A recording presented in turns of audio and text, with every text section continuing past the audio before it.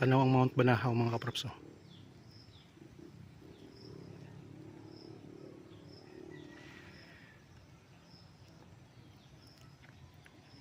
Gandang property.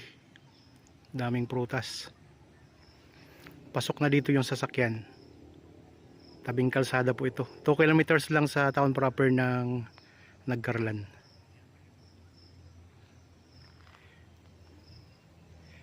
May rest house na. Kailangan lang i-renovate yung ibang party.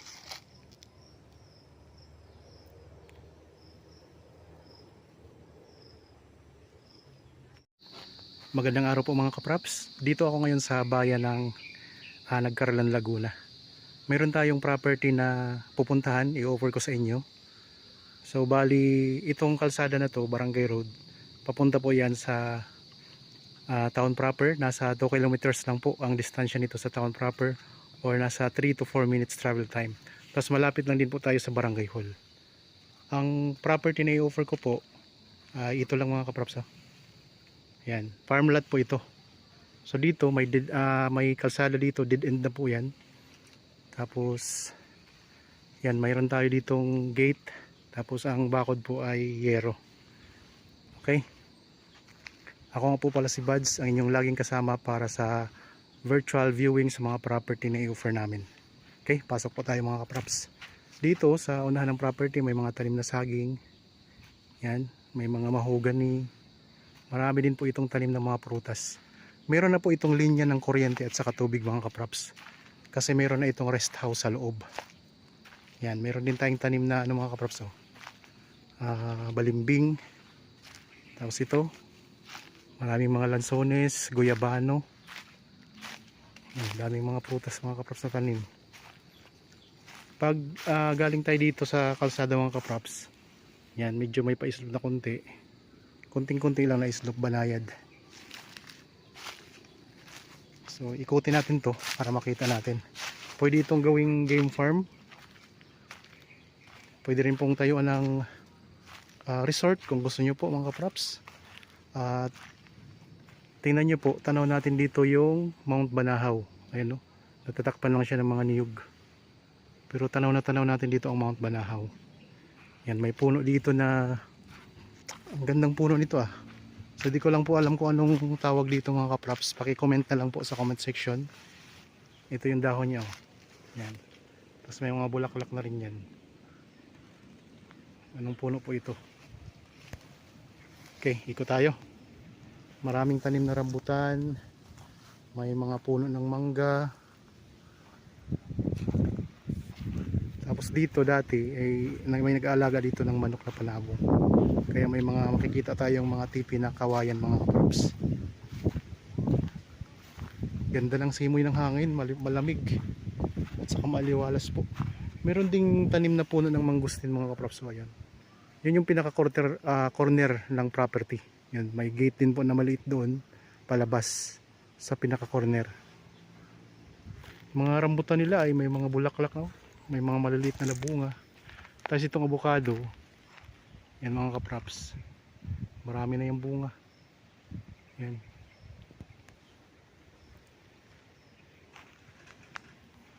So may mga aratilis. Dami mga tanim niya. May puno ng dalong yan.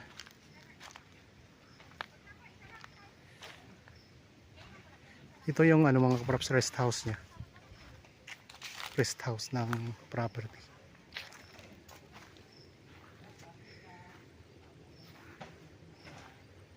Dito daming lansones. Meron ding mga mga kaimito mga kaprops. May kaimito. Tapos sa bawat gilid ng property may mga tanim na mga mahogany. So bawat gilid ng property mga kaprops. Tapos dito parang nagli-letter L yung property. Gumanon, lumawak doon. Tapos tingnan nyo po, mayroon ding puno ng mangga. Yan, ganda ng property ng crops. Ito may mga aratilis.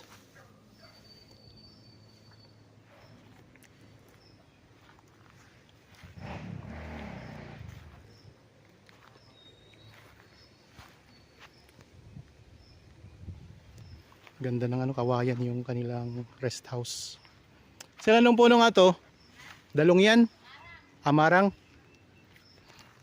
Yan, may puno ng marang mga kapraps. Diretso pa yan doon? Yan, guyabano. Ito, puno ng marang. Mount Banahaw. Yan, dito ako sa may bandang gitna. Ikot ko lang ang camera mga kapraps. 11,852 square meters ito. Buong sukat ng property. Farmlet na may rest house na.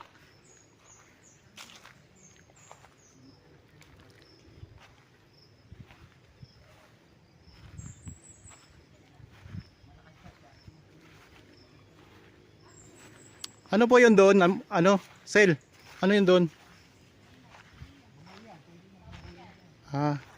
Meron ditong kulungan pala ng baboy.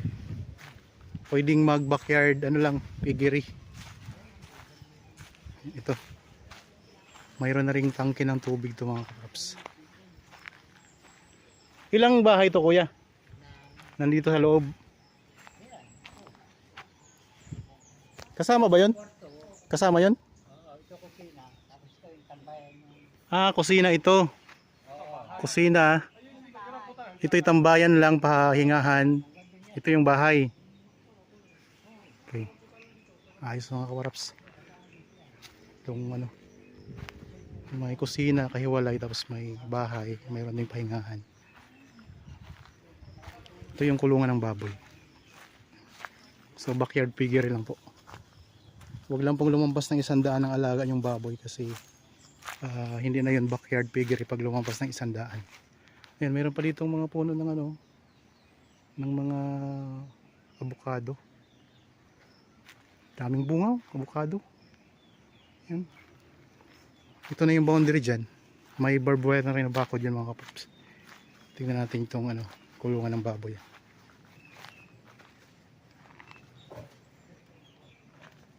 Yan po. May mga manok. Walang laman na baboy ngayon. Hindi nag-aalaga mga kapaps. So malaki, malawak yung ano, kulungan ng baboy nila. Yung mga kapaps. Malawak yan. Okay. Ikot pa tayo.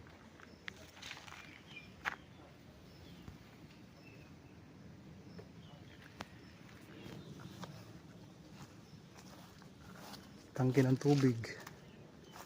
May ano na ito, yung water pump. Ayan po. Tangke. Tapos ito yung CR. May CR din dito mga kapraps. Nasa labas. Mayroon pa kayong kasamang kulungan ng aso.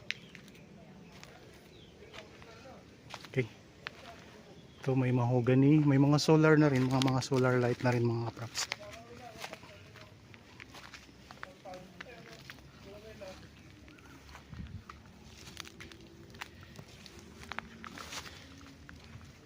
May mga Chinese bamboo dito. May mga durian din mga kapraps. Ayun, daming bunga ng durian. May 3 puno dito ng durian.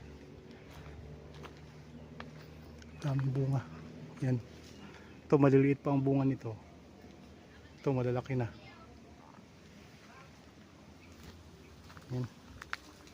Ang lalaki ng bunga dito mga kapraps. Tapos dito, yan ang Mount Banahaw mga kapraps. Yan. Ito. Medyo maliwanag kasi kaya hindi makita. Ayun o. Mount Banahaw. Tanawin natin ang Mount Banahaw mga kapraps dito.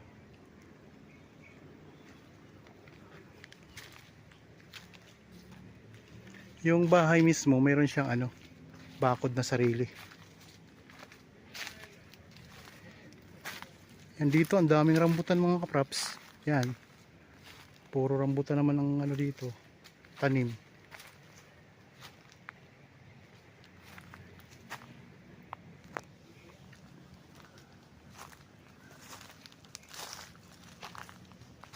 Ano? may langhita.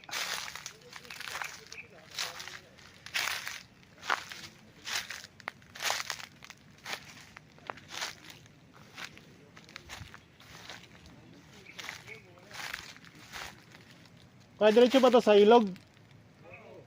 Pababa?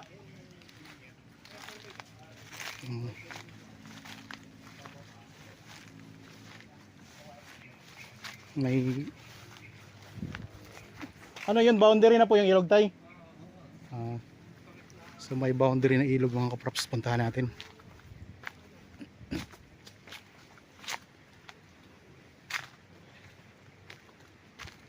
May hagdan na dito. Yan, may hagdan na sila papunta sa ilog. Dito ang gawing campsite pala mga kaprops.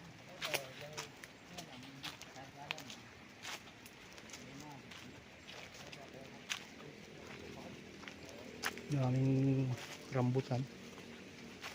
Pababa, daming rambutan.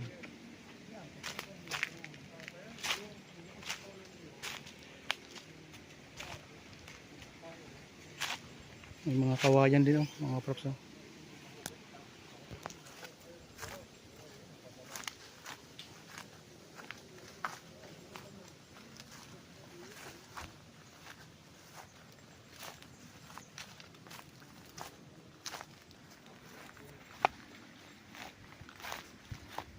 Yan pa slope dito, papunta sa ilog.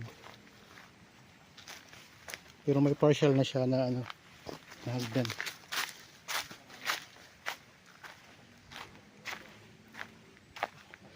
Tingnan nyo, ang daming rambutan mga kaprops. Tapos may solar light ka na rin dito.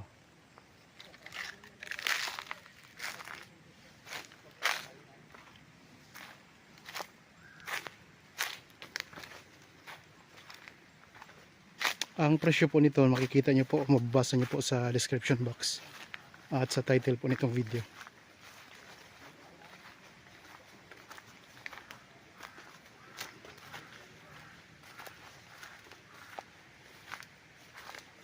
$11,852 square meters titled.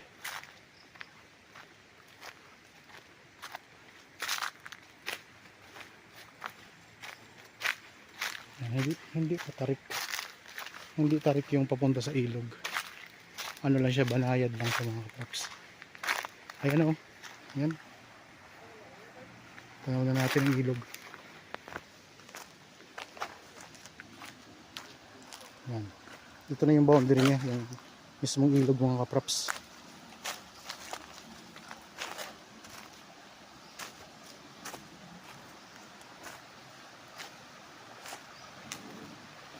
Pwede dito sa campsite mga kaprops.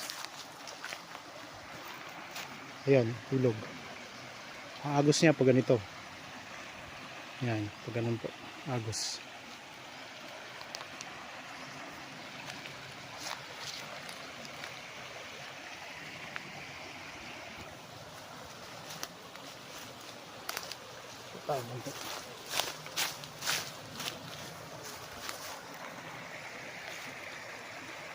May mga tanim na kawayan dito sa gilid.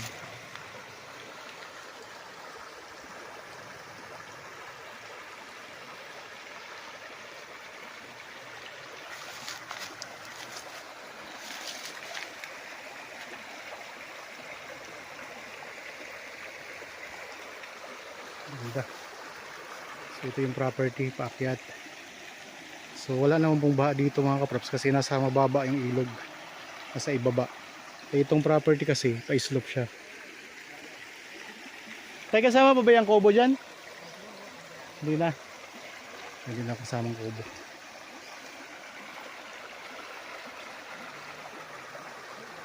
Okay, kung naghanap kayo mga kaprops ng property na mayroong boundary na ilog, yan, ito, ang ganda nito. So lampas isang hektarya o mahigit is 1.1 hectares. Meron na kayong kawayan na pwede nyo gawing kubo. Yan. Tapos dito sa baba ng yung property, nandito yung ilog. Ayan mga kaprops. Ganda. Okay. Balik na tayo doon sa taas.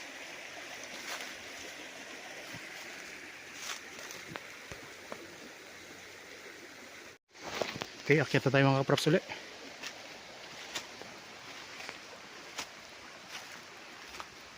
Nagdanan.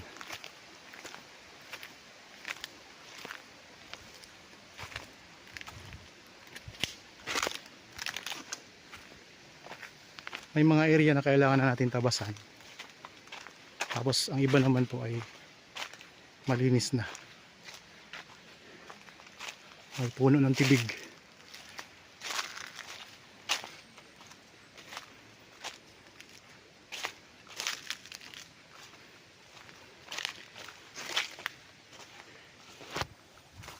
May kuryente na rin pala dito pababa. May mga wire na.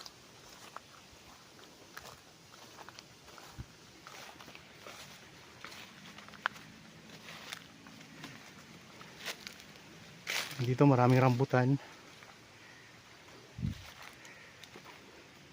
Solar light na rin yan.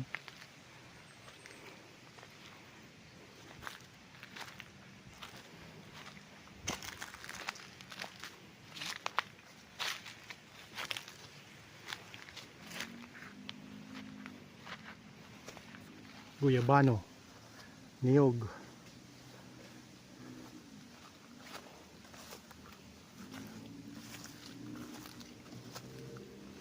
Namumulaklak na mga rambutan.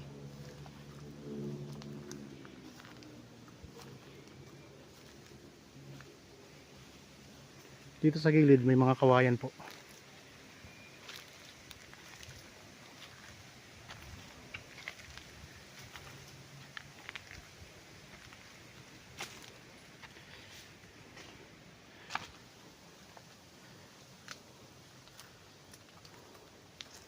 Yan, may mga bunga ng rambutan mga kapraps.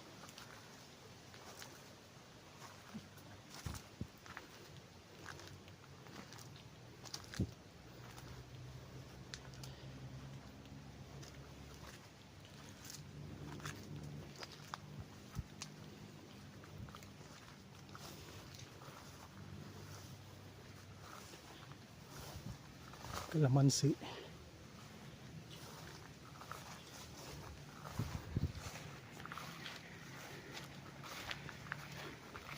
Dito pa istop na po dito.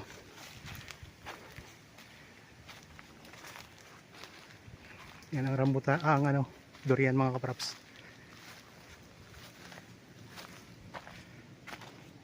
Tatlong puno lang to pero ang daming bunga niya.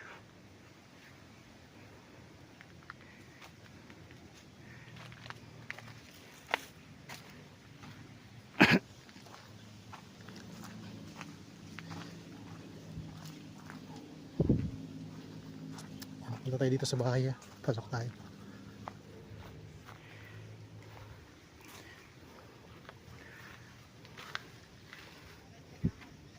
Yan, may tangke din ng tubig. Ito sira na to dito. Pero ang mga semento nito hindi pa. Ayos pa. Pwede pa ipaayos yan.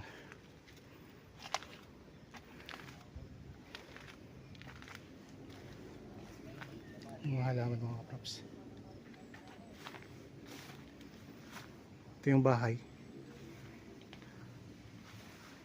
So kailangan nating ipa-renovate yung ibang parte ng bahay mga props.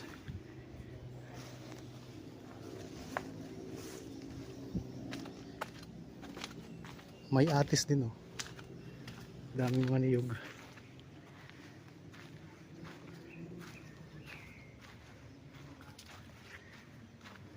Mangga.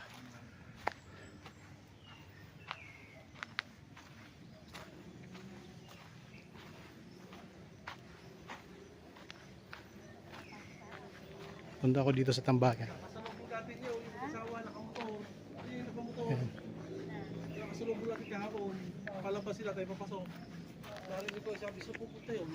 Ito mga kapraps, dito pwede tayong tumambay dito. Ayan.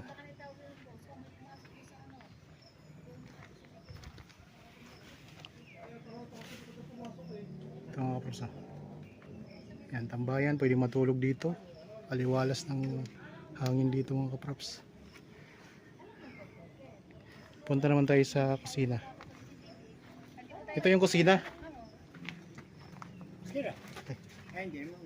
Kusina tayo, kusina. 11 million. Yan, kusina mga kaprops. Malawak din. Lutuan. May ref pa nga, oh.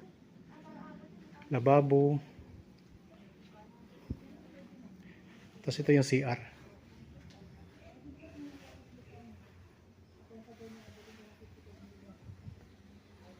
Yan, kusina pa lang tayo mga kaprops ha. Gawa sa kawayan. Ito yung bubong. Kisame niya. Kawayan din.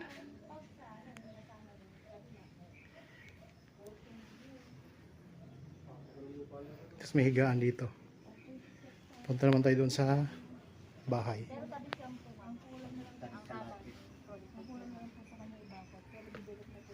Bakod lang ng binakuran niya para Mayroon tayo ditong hagdan na malaki.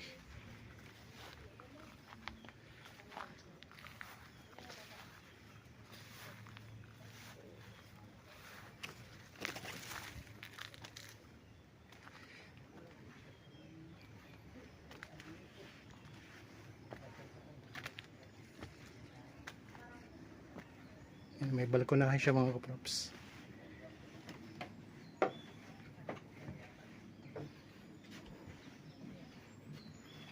Palibot ng balkonahe, oh. Gilid at sa harap.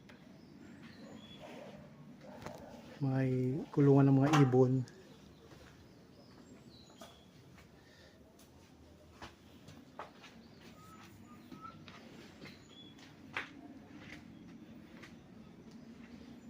Tapos dito, meron din hagdan dito eh, nasira na lang. Yan, haba ng ano niya, terrace hanggang doon. May solar na rin, ano? Oo, may solar na. Ito hagdan, nasira na dito ang hagdan. Itong bahay, may sarili siyang bakod, ano? May sariling bakod. Yung halaman, oh. Ito, kailangan na natin i-mower mga kaprops, oh. Oo, may abaw ko. I-mower lang yan. Ito, Ganda ng mga halaman. Titingin tayo ng isang kwarto. Binuksan ni tatay.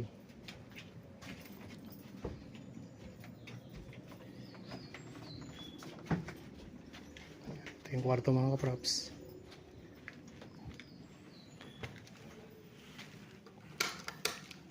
Yan. So wala na kasi nakatira dito. Kaya nakatupi na yung mga gamit. May CR din po ito. Ayan ang CR mga kaprops. May aircon. Yan, malawak tong kwarto na ito mga kaprops. Yung sahig niya, tiles na rin po yan. nilinis ko nga palinisan ngayon niya. So, malinis naman siya. So, lilinisin daw ulit ni tatay. Dito natin sa Kaya kabila. makalwa ko si pinilinis. Ito yung makalawa. Yan yung Ang kabila. ganda, may hagdan ka dito pa baba. Tanaw mo yung iyong buong farm. Daming mga tanim. Tapos Mount Banahaw, alisin na natin tong dahon ng mga niyog na to. Tanaw natin ng Mount Banahaw. Basta tanggal yung ano, tanggal May yung avocado. Ito naman yung kabilang kwarto. Yan. kwarto yung nibos. So ito yung kwarto dati ng may-ari. May CR din po. Siya Yan, may niya CR nasa din. gitna. Ibig sabihin yung CR ay lusutan, ano? Oo. May pinto dito pa CR, tapos may rondo din doon sa kabila. Okay.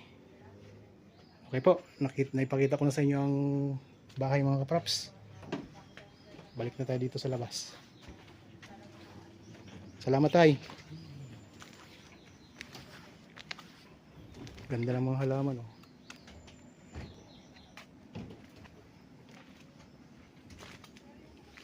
Yan, ikot ko ang camera dito ako sa may hagdan.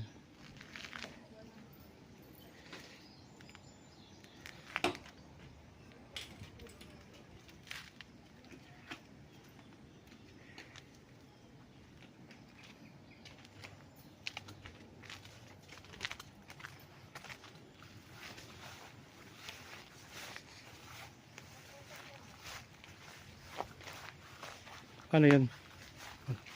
Gandang prutas.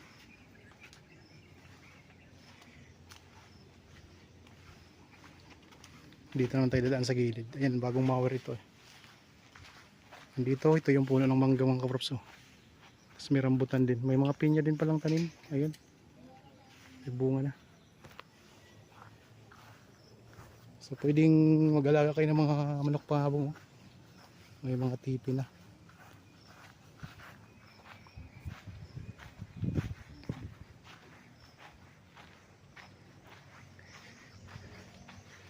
Mga kaprops, sana nagustuhan niyo po itong property na in-offer ko sa inyo ngayon. Para po sa bago pa lang dito sa aking channel at napadaan lang dito sa aking channel, huwag niyo pong kalimutang mag-subscribe at pindutin na rin po ang notification bell para lagi kayong updated sa mga bagong property na i-offer namin. Maraming salamat po mga kaprops. Lagi tayong mag-iingat at God bless po sa ating lahat.